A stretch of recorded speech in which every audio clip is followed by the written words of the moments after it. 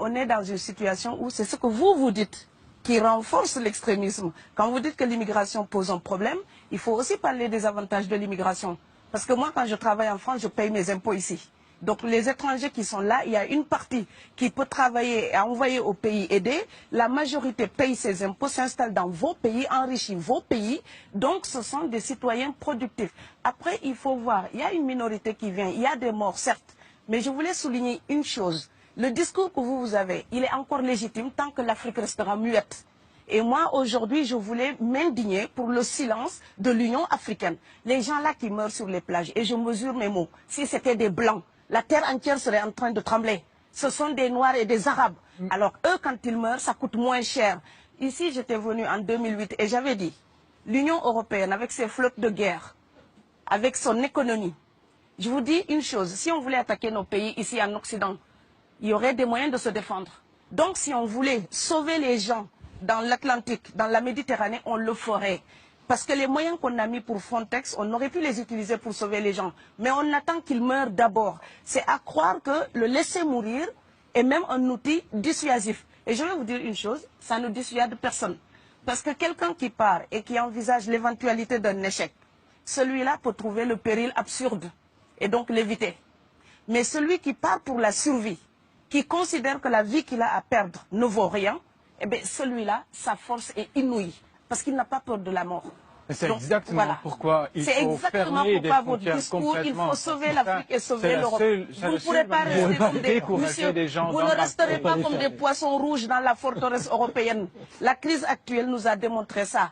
Au jour d'aujourd'hui, l'Europe ne sera plus jamais épargnée tant qu'il y aura des conflits ailleurs dans le monde. L'Europe ne sera plus jamais opulente tant qu'il y aura des carences ailleurs dans le monde. On est dans une société de la mondialisation où un Indien gagne sa vie à Dakar, un Dakarois gagne sa vie à New York, un Gabonais gagne sa vie à Paris. Que ça vous plaise ou non, c'est irréversible. Alors trouvons une solution collective ou bien déménager d'Europe parce que j'ai l'intention de rester. Quand quelqu'un part, c'est comme quelqu'un qui est élu, choisi, peut-être le plus débrouillard. Et il y a tout un clan ou toute une famille qui pose son espoir sur cette personne-là.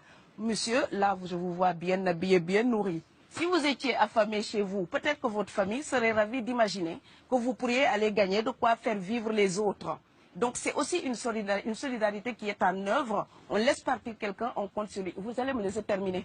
Et Schengen, entre guillemets Schengen, ça me permet d'être invité aux Pays-Bas, monsieur, donner des conférences dans vos universités. Quand ils trouvent que mon cerveau est convenable, là, ils l'utilisent. Par contre, ils sont embêtés à l'idée d'avoir mon frère, qui n'est pas aussi diplômé que moi et qui pourrait avoir peut-être envie de travailler dans le bâtiment. Donc, vos pays deviennent schizophrènes.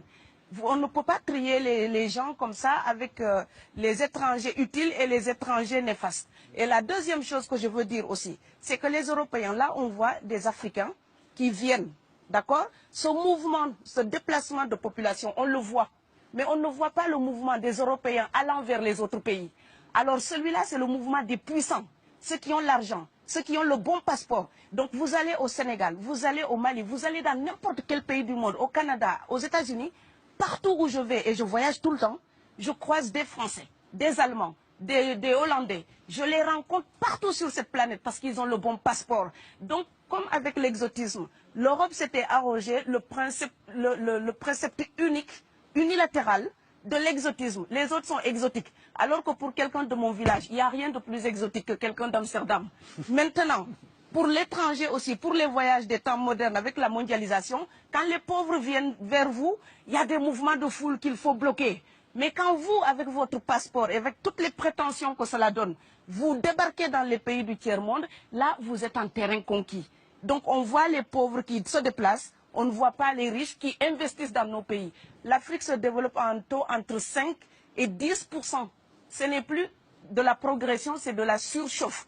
Sauf que quand des pays du tiers-monde se développent et qu'ils n'ont pas les moyens pour gérer tout ça, il faut une ingénierie, il faut une formation, il faut des populations pour installer une démocratie. Là, cette surchauffe-là, vous avez besoin qu'on reste dominé pour servir de débouché à l'industrie européenne. Alors il faut arrêter l'hypocrisie. On sera riches ensemble ou on va se noyer tous ensemble. Et je pense que l'Afrique et l'Europe, par exemple, sont là comme des enfants qui se regardent à travers un miroir déformant. Il serait enfin temps qu'ils se respectent, qu'elles se respectent suffisamment pour que l'Europe arrête de nous envoyer ses déchets industriels pour construire avec nous de véritables industries, pour que l'Europe participe à ce développement et que l'Afrique, 60 ans après les indépendances, arrête de dire c'est la faute des autres. Au bout d'un moment, indépendance, c'est responsabilité. Si nous sommes vraiment indépendants en Afrique, nous sommes aussi responsables de notre destin. Et ça ne se fera pas sans les Européens et l'Europe ne s'en sortira pas sans l'Afrique parce que sinon nous serons un boulet que vous traînerez. Donc ce monde-là est lié et je pense que l'entente, je rêve d'une entente, d'une fraternité.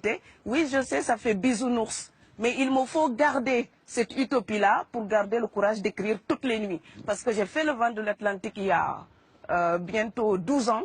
Aujourd'hui, à l'époque, quand je parlais de dizaines de morts dans l'Atlantique, on me disait « tu exagères ». Maintenant qu'on les ramasse par milliers, je suis absolument triste de devoir réaliser tout simplement qu'en tant qu'auteur, je ne fais que répondre à l'injonction de Schiller. La dignité de l'homme est remise entre vos mains, gardez-la.